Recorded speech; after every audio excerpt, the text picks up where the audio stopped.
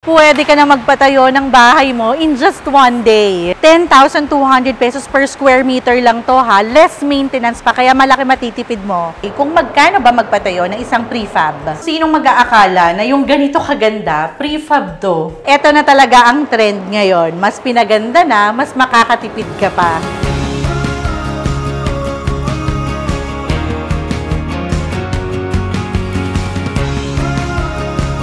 At ayan nga, kasama na natin si Ma'am Vanessa ng Spectrum Icon Tech Prefab. Hi! Siya ang magtutour sa atin at mag-e-explain na rin ang mga advantages ng prefab. Let's go, ma'am. Okay. Let's go. Miss Vanessa, sa mga audience natin na hindi familiar sa prefab, ano po ba yung prefab? So, ang prefab po, no, means prefabricated container house. And ito pong prefab, yung mga parts niya, gawa po siya sa factory. And then, itong parts, no, so meaning pre-made na po, ready to use na po yung mga parts ng prefab.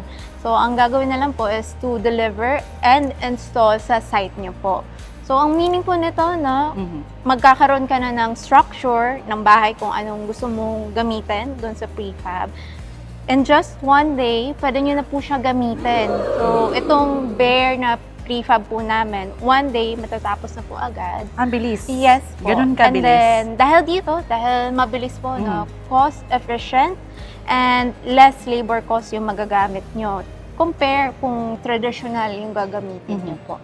And ano po, Mami O, no, itong project na nasa likuran po namin, this is 100% prefab po. So, itong structure nito is gagamitin for an office building, 100% prefab, wala pong nagamit na concrete po dito. Grabe, ang galing! So, umpisa pa lang, parang na-excite na akong alamin kung ano yung prefab. Pero mas maganda yan kapag itutour pa namin kayo Tour sa loob. namin kayo. Let's go na. Okay. Pasok tayo. Miss Vanessa, matanong ko lang din, ano yung mga projects na pwede nilang gawin dito sa prefab? So, ito po, sobrang madami po. Kahit anong pwedeng gamitin dito sa prefab, no? So, unang-una, madalas namin na pinapagawa po is residential Residential? po. Yes, Bahay? Po. Yes po, bahay. Then second po, yung pinaka maraming nagtatanong sa amin is kung pwede bang pang-business. So, pag pang-business po, madalas ang ginagamit nila is for apartment, coffee shop. Yes. Airbnb po. Pwede nga. Yes. And then lastly po, itong project na papakita namin sa inyo, no, ang gagamitin nga dito is for office po. And mention ko lang din ha, for business, may mga nakikita rin kasi akong prefab na nasa loob is yung mga coffee station lang, ice cream station. Opo. And then for staycation naman, marami ako nakitang ganito sa Tagaytay. Yes. Diba? Even sa Antipolo, yung mga camping site nila, ang ginagamit nila is yung mga prefab. Uso na talaga gamitin Uso. yung prefab para sa pang-business po. Kasi nga talagang cost efficient. And mabilis. Mabilis. Mabilis pa. Less maintenance and all. Sige po, i-tour nyo naman po kami dito sa loob. Okay. Pasok po tayo. Parang bahay na talaga, ano? Alam ko may mga magtatanong sa inyo, since metal nga po itong prefab, paano naman po yung kalawang? So, itong prefab po natin, no, meron na siyang anti-corrosion. So, hindi po siya kakalawangin agad. Kung kalawangin man sa katagalan po ng panahon, painting lang po, repainting lang at okay na po ulit yung prefab. Ganun lang yung solusyon. Repaint lang. Yes. Diba ganun kabilis and mas tipid pa rin. Yes. Okay. And then, gaano naman po tumatagal yung mga prefab natin? Kasi mamaya, ang bilis lang niyang tinayo. Sira rin agad. Yes, opo. So, ang prefab po, ang lifespan niya is around 20 to 30 years. And kung mas maalagaan naman, mampaggamit, no, mas tatagal po yung buhay ng prefab. Mas tatagal din talaga. And very important din na makahanap kayo ng magandang company na magtatayo ng prefab. Yes. Siyempre, kaya nga, highly recommended ang Spectrum. Yeah. Ay, ma'am, ito, alam ko maraming may concern nito. Dahil sunod-sunod nga yung mga calamity ngayon, merong mga lindol, bagyo. So, ano po yung mga safety features ng prefab? Mami, kung nakita mo po dun sa labas, meron kami mga ginamit na malalaking boats po. No? Okay. Yes. So, itong boats na to, it helps to secure together yung mga prefab po. And sinisigurado po namin na yung pagpapatayo po ng units nyo ay secured po. Even yung mga materyales, Yes no? Para po. talagang kabit na kabit, hindi basta mauuga. Yes. Nice. Isa rin, Miss Vanessa, ang prefab po ba, hindi siya sobrang init? Sa amin po, no, meron po kaming nilalagay na insulation sa walls and sa ceiling po. So, itong insulation, makakatulong. Kung meron kayong aircon, mas mabilis lalamig inside. Kung wala naman po, it helps lessen yung init. Hindi rin sobrang init. Yes po. So, mas mabilis lumamig and hindi rin sobrang init. Po. Ayun na Of maganda. course, mainit pa rin, no? Pero natutulungan niyang mapababa. Hindi masyadong mainit. I-share ko lang din po, no? So, sa Spectrum po, mas higher quality po yung ginagamit namin. So, sa walls namin, mas makakapal. Yung main structure namin, mas makapal compared to others. Lalo na po yung ano po namin, flooring po, no? Mas matibay. Yes mas po. makapal din. Walang vibration, walang alog po. Nga, no? Yes. Parang hindi ka natatakot na bigla kang lulubog, Yes. bigla kang malalaglag. Opo. At stig. Grabe na rin kasi ngayon yung ulan, no? So, since yung ginagamit nga dito sa prefab is mas magandang quality at maganda yung pagkakakabit nyo, maiiwasan na pasukin to ng tubig. Tama po, no? Opo, tama ka po, ma'am. So, akala kasi namin before, ma'am, na yung prefab is isang plain space lang. So, dito, pwede talaga tayong magpa-customize ng ganito kagandang CR. Pasok tayo, ang ganda! Tayo!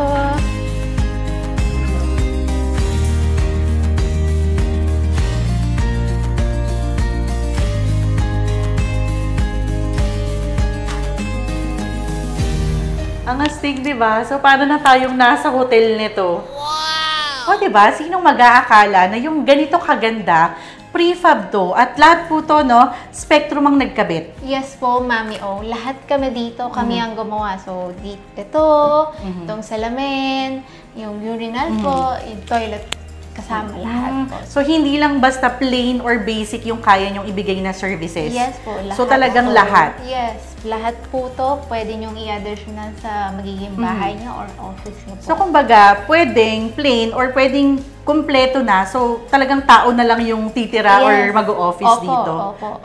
Tayo na lang ang kailangan. Yes, yes. So, sa kabila naman po, ito yung pantry po nila. Galing! Nandito tayo ngayon sa pantry, ha? Napansin ko na hindi lang yung prefab, yung maganda yung quality, pati yung mga fixtures, even yung mga appliances, yung mga brand na kinakabit nyo, magaganda rin talaga. Since nag-customize nga po kayo ng bathroom sa prefab, gaano natin ma-make sure na maiiwasan natin yung water leakage? So, every time na gumawa po kami ng bathroom, naglalagay po kami ng isolation drain po. Okay. So, itong isolation drain, it isolates the bathroom po. So, for example, bumaha bigla sa bathroom nyo po, no? So, yung tubig, hindi siya didiretso doon sa living space nyo or doon sa office space. Doon po siya didiretso sa drain, sa isolation drain. So, may peace of mind naman kami na hindi babaha sa labas. Talagang naka-isolate yung pinaka-bathroom. Opo. I-share din natin sa kanila, ma'am, yung mga current or natapos nyo ng projects para naman magka-idea yung mga audience natin kung saan-saan ba pwedeng ipatayo ang prefab. So, meron kaming latest project. Kakatapos lang po, residential po. Sa may Mindoro po. Layo, okay. And itong residential na to, actually, nasa gitna po siya ng farm. Wow! Opo. And then, for business naman, meron kaming natapos na apartment po sa Bulacan. Okay. That is 6 units po na apartment. Yes po. Nice. Coffee shop sa may Quezon po. And then, ito yung latest namin na natapos, office building dito po sa Pasig. O, diba? Ang daming pwedeng paggamitan ng prefab. From small to talagang building. Kayang-kaya. And kaya nyo pong i-service, malalayo rin. Yes po. Pwedeng-pwede. Opo. Ang ganda nga rin po talaga ng prefab, no? For example, nagtayo ka ng coffee shop or kaya ng ice cream store at ang pinagawa mo is prefab. Yung location na pinagtayuan mo, hindi pumatok. Then gusto mong lumipat ng another location, ang hirap naman na magpapareconstruct ka, ang gastos. Yes. Diba? Ang maganda sa prefab, kung hindi pumatok tong location mo, ililipat na lang. Opo. Diba? I-disassemble. Same pa rin, oo. And then, mas madali na. Yes po. And then, na-mention nyo nga rin po, itong prefab na pinagawa ng current client nyo dito sa Pasig, Sa loob siya ng warehouse. Yes Etong po. warehouse po, nirerentahan Yes. lang nila. Ayun nga po, i-share ko nga rin po, no, Mami O, na ito nga si client, ginawa tong office nila sa isang warehouse na nilelease lang po nila. So, balak talaga nila after leasing, i-disassemble to lahat and Totoo. ililipat po sa iba. And kasi kapag nagpa-construct ka ng may cement, Oh yes. sisira ka pa, Opo. Dito huhukay ka pa, magbabayad ka pa minsan ng penalty kapag Yes, ganun. Or opo. kaya, kapag aalis ka, kailangan mo siyang ibalik sa dati. Yes, opo. Unlike sa prefab kasi, dinidrill mo lang siya. Yes. And then, after that, madali Opo. nang ibalik sa dati. Walang damage na mangyayari dito sa nililist nyo. And zero cement to. So, totally walang masisira dito. Ang dami talagang advantages ng prefab. And na-mention mo kanina, ma'am, na isa sa mabenta nyo is yung mga prefab na ginagawang apartment. Yes po. Tama nga naman, kasi usually kapag magpapagawa ka ng apartment, matagal, magastos. Yes, opo. Unlike kung prefab, mabilis mo siyang maitatayo, less gastos, mapapaupahan mo agad. Yes, So, mabilis yung return of investment mo. Tama po, Mami O. Guys, may second floor daw to ha. Tara, akyat tayo. Tour din namin kayo.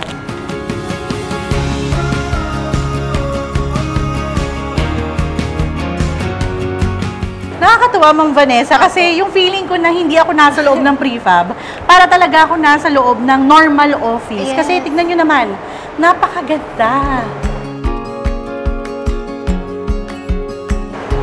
So, parang same din naman nung nasa baba. Mas marami lang tong rooms. Ayun yung maganda sa Spectrum kasi kaya talaga nilang mag-recommend, mag-design, depende dun sa pangangailangan at dun sa layout nyo. Ito na, yung inaabangan nyo. Alam ko maraming naghihintay kung magkano ba magpatayo ng isang prefab. So, Mami O, no, ang isang prefab po namin na bare po starts at 185,000 po. So, itong 185,000 pesos po namin na prefab ay 18 square meters po. 6 by 3 po ito.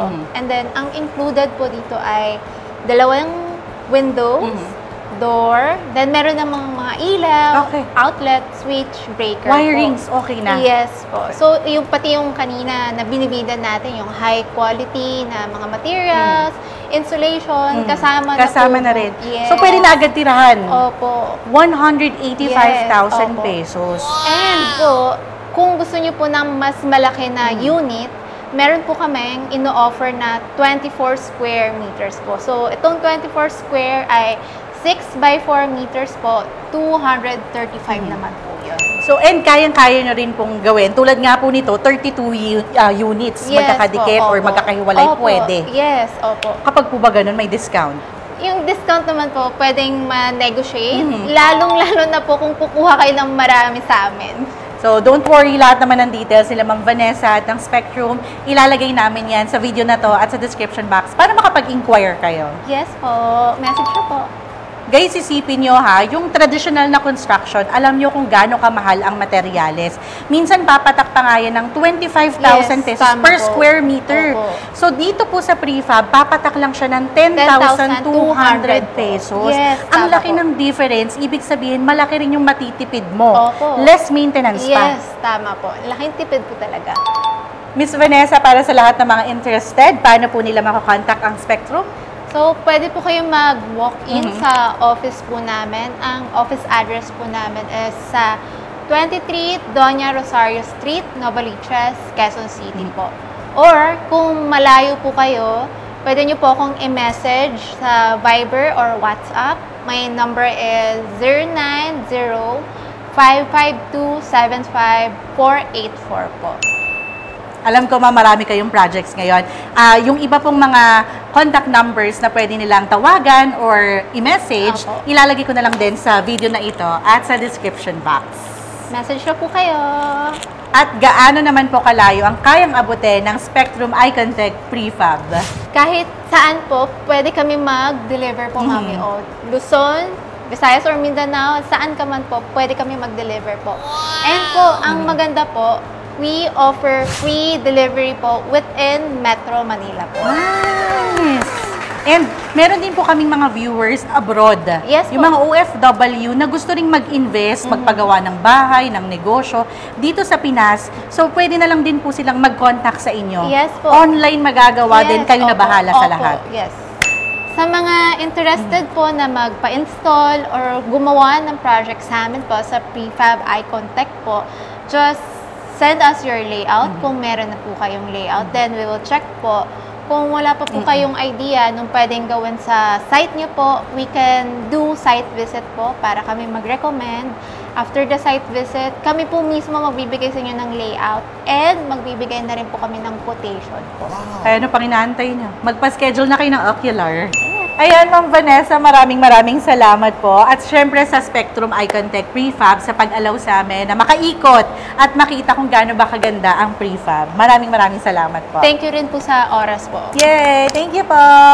Ito na talaga ang trend ngayon. Mas pinaganda na, mas makakatipid ka pa. Kino-consider din talaga namin tong prefab, lalo na doon sa mga ipapatayo namin ng mga businesses and even accommodation. Kaya abang-abang na lang kayo. Sa lahat talaga ng mga na-check namin online, na mga nagkakabet or nagtatayo ng prefab, ang ganda talaga ng mga reviews ng mga naging clients ng Spectrum. Kaya highly recommended to. Actually, kaya kami nandito, gusto namin makita kung gaano talaga kaganda yung quality ng gawa nila.